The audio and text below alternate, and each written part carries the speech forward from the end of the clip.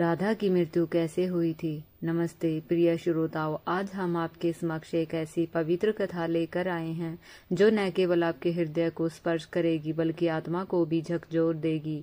यह कथा है राधा की मृत्यु के रहस्य और उनकी अंतिम इच्छा की। एक ऐसी अमर प्रेम गाथा जिसे अधूरा छोड़ना पाप के समान माना गया है। शास्त्रों में कहा गया है कि प्रेम की अधूरी कहानी मनुष्य को जीवन भर अधूरेपन और पीड़ा से भर देती है। इसलिए इस कथा को अंत तक अवश्य सुने। बरसाने की उस प्राचीन पगडंडी पर जहाँ कभी राधा और कृष्ण अपनी बाल लीलाएं किया करते थे, आज भी एक गूंज बाकी है हंसी की बंसी की और उस विरह की जो युगों से प्रेमियों के हृदय को जीवित रखती है। किंतु इस कथा की शुरुआत न वृंदावन से होती है न बरसाने से होती है।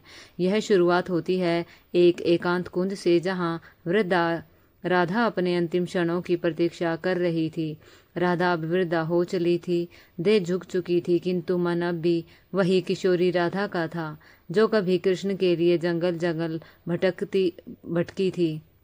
उनके झुर्रियों भरे चेहरे पर जब कोई बंशी की धुन सुनाता तो एक हल्की सी मुस्कान आज भी झलक पड़ती, मानो कोई भूला बिसरा स्वपन लौट आया हो। श्रोताओं, जब कृष्ण मथुरा चले गए तब राधा ने ना विवाह किया ना किसी अन्य का आश्रय लिया। वे वृंदावन के एक एकांत कुंज में रहने लगी। प्रत्येक सूर्योदय पर यमुना के तट पर जाती, जल अर्पण करती और फिर अपनी कुटिया में लौटकर कृष्ण की प्रतीक्षा करती, मानो उन्हें पूर्ण विश्वास हो कि एक दिन वे लौटेंगे। गांव वाले राधा को साध्वी कहने लगे। कोई नहीं जानता था कि वे कौन है, कहाँ से आई है। बस एक बात सभी जानते थे, वह स्त्री कृष्ण को अपना सर्वस्व मानती है। फिर एक दिन राधा ने यमुना के तट पर कुछ क्षण ठहर कर आकाश की ओर देखा। हवा थम सी गई थी। उनके हृदय में एक कंपन सा उठा, जैसे विश्व ने उनके कानों में कोई रहस्य फूका हो। उसी संध्या उन्होंने कुटिया के बाहर बैठकर तुलसी के पौधे को नमन किया और मुस्कुराकर कहा, अब समय आ गया है, किंतु मैं यूं नहीं चाहूंगी जब तक कृष्ण स्वयं मुझे विदा न दे। राधा की यह इच्छा सुनकर सभी स्तब्ध रह गए। उन्होंने कहा, मैं उसी दिन देह त्याग दूंगी जिस दिन श्री कृष्ण अपने वास्तविक स्वरूप में मेरे समक्ष प्रकट होंगे और मुझे मेरे नाम से पुकारेंगे। राधा गांव वाले चकित थे किंतु कोई उनकी भक्ति पसंद न कर सका। उन्होंने तो जीवन भर प्रेम की परिभाषा को जिया था। द्वारका में विराजमान वह योगी जिसके पास समय और संसार दोनों थे, उसे भी अंतर्मन में एक खिंचाव सा महसूस हुआ। उनकी आंखें बंद थी और राधा की पुकार उनके कानों में गूंज उठी। कृष्ण ने सब छोड़कर उस एकांत कुंज की ओर प्रस्थान किया जहाँ उनका एक अंश आज भी अभी भी धड़क रहा था। राधा जब कृष्ण वहां पहुंचे, राधा कुटिया के बाहर तुलसी के निकट बैठी थी, आंखें बंद थी, जैसे किसी दिव्य आलोक में लीन हो। कृष्ण ने धीरे से कहा, राधे। राधा की आंखें खुली और उन आंखों में वह प्रेम था जो किसी शास्त्र में नहीं लिखा जा सकता था। उन्होंने मुस्कुराकर कहा, अब समय आ गया है प्रभु, मेरी आत्मा अब विश्राम चाहती है। कृष्ण ने राधा का हाथ थामा। राधा की सांसें धीरे धीरे मंद पड़ती रही, किंतु उनके चेहरे पर मुस्कान बनी रही। उनकी देह वहीं तुलसी के नीचे समाधस्त हो गई, किंतु उसी क्षण एक रहस्य जन्मा। राधा की आत्मा को मोक्ष तो प्राप्त हुआ, परंतु उनके अंतिम शब्द कृष्ण के कानों में गूंजते रहे, प्रभु, जब धरती पर प्रेम का अर्थ पुनः खो जाएगा तब मेरी आत्मा लौटेगी। मुझे पुनर्जन्म लेना होगा, क्योंकि प्रेम को मरने नहीं दिया जा सकता। तुलसी के नीचे जहाँ राधा ने देह त्यागी थी, वहाँ एक नन्हा सा पौधा उगा। वह तुलसी से भी अधिक उज्जवल था। उसकी पत्तियां मानो किसी स्वर्गीय प्रकाश में नहाई थी। गांव वाले उसे राधा वृक्ष कहने लगे और वहाँ पूजा का क्रम शुरू हो गया, किंतु किसी को नहीं पता था कि उस पौधे के नीचे एक रहस्य पड़ रहा था। राधा का पुनर्जन्म द्वारका लौटकर कृष्ण बहुत शांत दिखने लगे। उनके मुख पर उदासी नहीं थी, पर आंखों में एक गहराई थी, जैसे कोई स्मृति उन्हें जकड़ते हुए। एक रात उन्हें स्वप्न आया तो एक नवजात कन्या गांव की मिट्टी में खेल रही थी। उनके होठों पर वही मुस्कान थी जो कभी राधा की थी। उनकी आंखों में वही निर्भीकता थी जो केवल उस आत्मा में हो सकती थी जिसने प्रेम को जिया हो। स्वप्न में राधा ने कहा, प्रभु, प्रेम को पुनः धरती पर जन्म लेना होगा। युग बदल गया है, पर प्रेम का मूल्य गिर गया है। मैं फिर लौटूंगी, इस बार किसी अन्य रूप में, किंतु उद्देश्य वही रहेगा। कृष्ण ने आंखें खोली और धीरे से बोले, अब प्रेम की अग्नि परीक्षा पुनः होगी। बरसाने में कुछ दूर एक साधारण काश्तकार के घर में एक कन्या ने जन्म लिया, जिसने उसका नाम रखा गया चंद्रिका। किंतु इस कन्या में कुछ असाधारण था। वह बिना सिखाए बंसी की मधुर ध्वनि बजा लेती थी। उसकी बंसी सुनते ही वृक्षों की पत्तियां हिलने लगती थी, पक्षी झूम उठते। गांव की वृद्ध स्त्रियां कहने लगी, यह कन्या साधारण नहीं है, यह कोई अवतार है। इसे देखकर राधा की स्मृति जागती है। जब चंद्रिका 7 वर्ष की हुई तो वह एक बार यमुना के तट पर अकेली बैठी थी। फिर वह वहां से गुजरते हुए एक वृद्ध संत ने उसे देखा। उसकी आंखों में झांका और थर्राक उठे। यह वही दृष्टि है, वही आत्मा। राधा लौट आई है। चंद्रिका को स्वप्न में एक श्याम वर्ण पुरुष दिखाई देने लगे, जिससे वह कुछ न कुछ बोलता, बस बंसी बचाता। वह धुन चंद्रिका को भीतर तक खींच लेती। एक रात उसने अपनी माँ से पूछा, माँ, प्रेम क्या होता है? माँ मुस्कुराई, तू अभी बालिका है, तुझे प्रेम का क्या ज्ञान। फिर चंद्रिका चुप हो गई, पर उसकी आंखों में एक प्राचीन पीड़ा थी, जैसे वह यह प्रश्न किसी अन्य जन्म में भी पूछ चुकी हो। श्रोताओं, चंद्रिका अब 13 वर्ष की हो चली थी। एक दिन वह यमुना तट पर बंसी बजा रही थी। तभी उसकी बंसी से एक अनूठी धुन निकली थी, वही धुन जो राधा कभी कृष्ण के लिए बजाया करती थी। अचानक वहां की धरती थोड़ी सी फटी। चंद्रिका ने वहां खोदा तो मिट्टी के नीचे उसे एक प्राचीन मूर्ति मिली, एक स्त्री की, जिसके होठों पर मुस्कान थी और हाथों में बंसी। उसने मूर्ति उठाई और तभी एक दिव्य स्वर उसके कानों में गूंजा, राधे, तुम लौट आई। चंद्रिका स्तब्ध रह गई। यह कौन था? उसे राधे क्यों पुकारा गया? उस दिन से चंद्रिका का व्यवहार बदलने लगा। वह गहराइयों में उतरने लगी। वह जानना चाहती थी कि उसका जन्म क्यों हुआ, क्यों उसे बचपन में प्रेम, विरह और कृष्ण जैसे नाम आकर्षित करते हैं। उसी समय एक तपस्वी संत जो हिमालय से वृंदावन आए, उनका नाम था स्वामी विशुद्धानंद। उन्होंने चंद्रिका के बारे में सुना और उसे देखकर मौन हो गए। बोले, युगों पहले मैंने राधा को देखा था, पर आज वही दृष्टि पुनः सामने है। कन्या तो इस युग की नहीं, तेरा जन्म एक उद्देश्य के लिए हुआ है। चंद्रिका ने पूछा, कौन सा उद्देश्य? स्वामी ने आंखें मूंद कर कहा, प्रेम अब केवल शब्द बन गया है, उसे पुनः जीवन बनाना है। वृंदावन की गलियों में अब एक नई कथा जन्म ले रही थी, जो नई होते हुए भी प्राचीन थी। चंद्रिका जो राधा का पुनर्जन्म थी, अब किशोरावस्था में प्रवेश कर चुकी थी। उसके मन में एक विचित्र बेचैनी थी और वह नहीं जानती थी कि यह व्याकुलता किसके लिए है। पर मन में एक अज्ञात पुकार थी जो समय की सीमाओं को लांघकर उसके हृदय में उतर रही थी। रातों को वह यमुना के तट पर अकेली बैठती और चंद्रमा में, चांदनी में उस अज्ञात पुरुष की कल्पना करती जो उसे स्वप्नों में दिखता था। वह कुछ न बोलता, बस बंसी बजाता, और जब धुन समाप्त होती तो चंद्रिका की आंखें भर आती। एक दिन उसने अपनी माँ से पूछा, क्या प्रेम बिना कहे भी हो सकता है? माँ ने मुस्कुराकर कहा, बेटी, सच्चा प्रेम कभी कहीं नहीं जाता, वह जिया जाता है। किंतु चंद्रिका के भीतर कुछ और ही उथल पुथल थी। वह जानती थी कि उसका हृदय उस पुरुष के लिए धड़कता है जिससे वह कभी मिली ही नहीं। स्वामी विशुद्धानंद ने एक दिन चंद्रिका को अपने आश्रम बुलाया। उन्होंने आंखें मूंदी और बोले, राधे, समय निकट है। कृष्ण इस युग में आ चुके हैं, पर अब वे राजमहलों में नहीं, एक साधु के वेश में हैं। तुझे उन्हें खोजना है। चंद्रिका चौंकी। मैं उन्हें कैसे पहचानूंगी? स्वामी ने मुस्कुराकर कहा, जब तेरे सामने कोई पुरुष खड़ा हो और तेरा अंतर्मन स्वयं उठे, यही है वह, तो समझना वही है कि, किंतु सावधान, इस बार परीक्षा और भी कठिन होगी। तेरा प्रेम अब केवल व्यक्तिगत नहीं, संसार को प्रेम का अर्थ सिखाना है। चंद्रिका का हृदय धड़क उठा। क्या वह पुरुष जिसके लिए उसका मन इतना तड़पता है सचमुच इस धरती पर कहीं विचरण कर रहा है? उधर द्वारका जो अब राजमहलों की नगरी नहीं बल्कि साधु संतों का आश्रय स्थल बन चुका था, वहां एक नवयुवक साधु नित्यानंद लोगों को उपदेश देता था।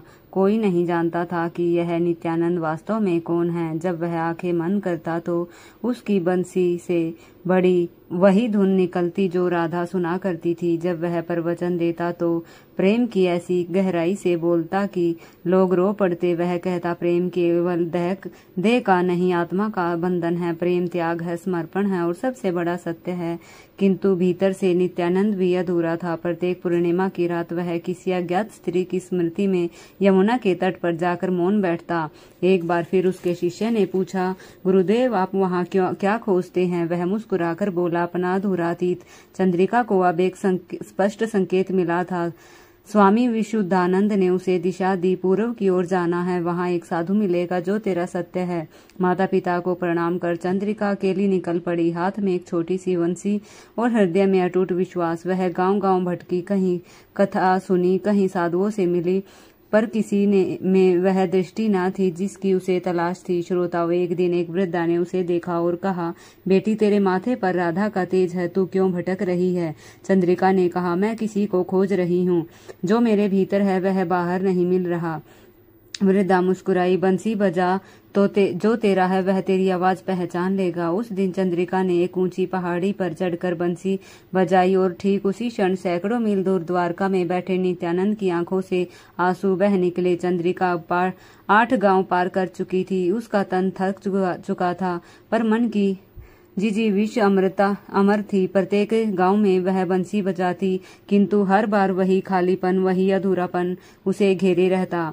उसे लगता जैसे कोई छाया उसके आस पास है, पर पकड़ से बाहर। उसने मन में ठान लिया कि अगली पूर्णिमा तक यदि वह पुरुष ना मिला तो वह यमुना में समाधि ले लेगी, क्योंकि उसका जीवन एक संकल्प था। राधा की आत्मा को अब अधूरा नहीं रहना था। उसी रात एक मंदिर में उसने अंतिम बार अपनी बंसी उठाई, जिससे धुन ऐसी थी जो आत्मा को भीतर तक भिगो दे। और उसी क्षण हिमालय की तलहटी में बैठे नित्यानंद की दृष्टि झुक गई। वह बंसी की तान जिसने युगों पहले उसके हृदय को स्पर्श किया था, पुनः उसके कानों में गूंजी वही धुन थी जो मैंने यमुना के किनारे सुनी थी जब मेरी आत्मा पहली बार कांपी थी। वह और न रुका। उसी रात उसने हिमालय छोड़ दिया। चंद्रिका को उस रात स्वप्न आया। राधा और कृष्ण पुनः यमुना के तट पर एक साथ बैठे थे। राधा ने पूछा, प्रभु क्या इस बार भी मैं अधूरी रहूंगी? कृष्ण ने मुस्कुराकर कहा, नहीं राधे, इस बार संसार को तुम्हारे प्रेम की पूर्णता देखनी है। स्वप्न टूटा और चंद्रिका का माथा पसीने से भीग गया। वह उठी, बंसी बजाई और अंतिम बार बजाई। चंद्रिका अब उस नगर में पहुंची जहां नित्यानंद आने वाला था। नंदगांव यह कोई साधारण स्थान नहीं था। कहते हैं यह कभी राधा ने अंतिम बार कृष्ण को देखा था और एक शिला को छूकर संकल्प लिया था कि जब तक प्रेम को पूर्णता न मिले वह लौटती रहेगी। उसी स्थान पर अब एक कथा हो रही थी और कथावाचक कोई और नहीं, नित्यानंद ही था। चंद्रिका दूर खड़ी थी। वह उस चेहरे को नहीं पहचानती थी, पर उसकी वाणी में कुछ ऐसा था। उसकी आंखों से आंसू बहने लगे। नित्यानंद ने उस दिन प्रेम की परिभाषा सुनाई। वह प्रेम नहीं जो केवल साथ में जीता है, प्रेम वह है जो बिछड़ कर भी संपूर्ण होता है। इतना कहकर जब उसने भीड़ में दृष्टि डाली तो उसकी आंखें चंद्रिका से टकराई। दोनों के भीतर जैसे आत्माएं एक क्षण के लिए सिहर गई। चंद्रिका की बंसी गिर पड़ी। नित्यानंद ने प्रवचन अधूरा छोड़ मंच से उतर आए। चंद्रिका ने धीरे से पूछा, क्या आपको मेरी आवाज अब भी सुनाई देती है? नित्यानंद ने उसकी आंखों में देखा, कहा, राधे तुम आ गई। जिस क्षण की उनकी आत्माएं एक हुई उसी क्षण आकाश काले बादलों से भर गया। एक रहस्यमय साधु मायानाथ प्रकट हुआ जो युगों से इस मिलन को रोकने का प्रयास कर रहा था। वह जानता था कि यदि राधा और कृष्ण इस युग में मिल गए तो प्रेम को धर्म से ऊपर स्थान मिल जाएगा और वह समाज की जड़ता को तोड़ देगा। मायना ने कहा, तुम्हारी प्रेम इस युग में नियमों के विरुद्ध है। यह समाज इसे न मानेगा, न सहेगा। नित्यानंद ने उत्तर दिया, प्रेम समाज से नहीं आत्मा से जन्मता है। मायानाथ बोला, तो तैयार रहो अंतिम परीक्षा के लिए। उसने एक शर्त रखी, यदि तुम्हारा प्रेम सच्चा है तो अगली पूर्णिमा तक चंद्रिका बिना देखे बिना सुने केवल अपनी आत्मा से तुम्हें पहचान कर तुम्हारे पास आएगी। यदि वह असफल हुई तो तुम दोनों युगों युगों तक बिछड़ जाओगे। फिर नित्यानंद मौन रहा। चंद्रिका ने सिर झुकाकर कहा, मैं स्वीकार करती हूँ। पूर्णिमा की रात निकट आ रही थी। मायना की शर्त चंद्रिका के लिए केवल परीक्षा नहीं थी, यह उसकी आत्मा की पुकार थी, पिछले जन्मों की स्मृतियों की कसौटी थी। उसने अपनी आंखों पर पट्टी बांध ली और उसने कसम खाई कि अब वह किसी को ना देखेगी जब तक उसकी आत्मा उसे उसका कृष्ण ना दिखा दे। लोगों ने उसका उपहास किया। कुछ बोले, आजकल की कन्याएं केवल नाटक करती है, किंतु कुछ ने चुपके से प्रार्थना की, हे राधे, इस युग में प्रेम को पुनः जीत दिला दे। उधर नित्यानंद एक गुफा में व्रत पर बैठ गया। न अन्न न जल, केवल आंखें मूंद कर एक ही मंत्र जप रहा था, राधे राधे। उसके शिष्य घबरा गए। किसी ने पूछा, गुरुदेव आप प्राण क्यों त्याग रहे हैं? वह मुस्कुराया, मैं प्राण नहीं त्याग रहा, मैं प्रेम को पूर्ण कर रहा हूँ। उसने सबको आदेश दिया कि जो भी चंद्रिका को मिलने आए उसे कुछ न बताया जाए, न उसका चेहरा न स्थान। वह देखना चाहता था कि क्या राधा इस युग में बिना दृष्टि केवल आत्मा के स्पर्श से कृष्ण को पहचान पाएगी। चंद्रिका यात्रा पर थी, आंखों पर पट्टी थी, पर हृदय खुला था।